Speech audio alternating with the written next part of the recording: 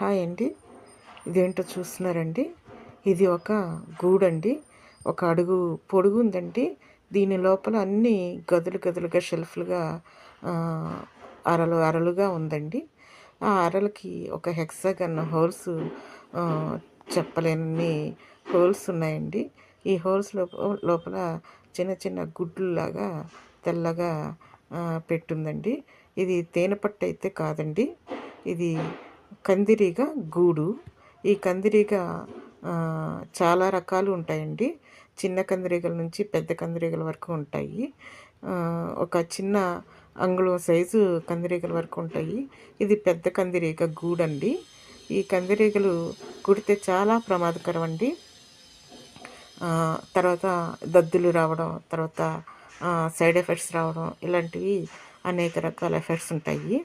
ఈ కందిరీగ గూడు ఇలాగ చెక్క యొక్క పేస్ట్ తీసుకుని తన యొక్క లాలాజలంతో ఈ విధంగా గూడుని తయారు చేసుకుంటూ ఉంటాయండి.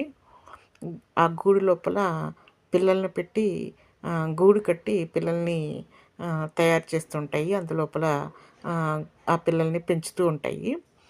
ఇవి పూర్తిగా మాంసాహారం తింటాయండి.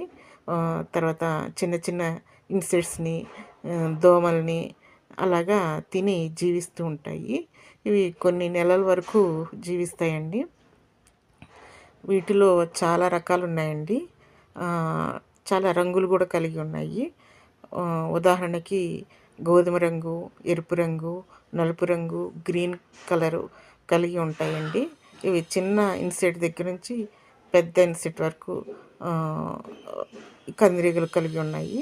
ఇక్కడ చూడండి, చిన్న చిన్న కందిరీగల దగ్గర నుంచి చాలా పెద్ద సైజు కందిరీగల వరకు ఈ స్క్రీన్ మీద మీకు కనిపిస్తూ ఉంటాయి. ఇందులో చాలా రకాల కందిరీగలు ఉన్నాయండి. చూస్తున్నారు కదా, ఇలా చాలా రకాలు కందిరీగలు ఉన్నాయి. ఇవి చాలా ప్రమాదకరం అండి.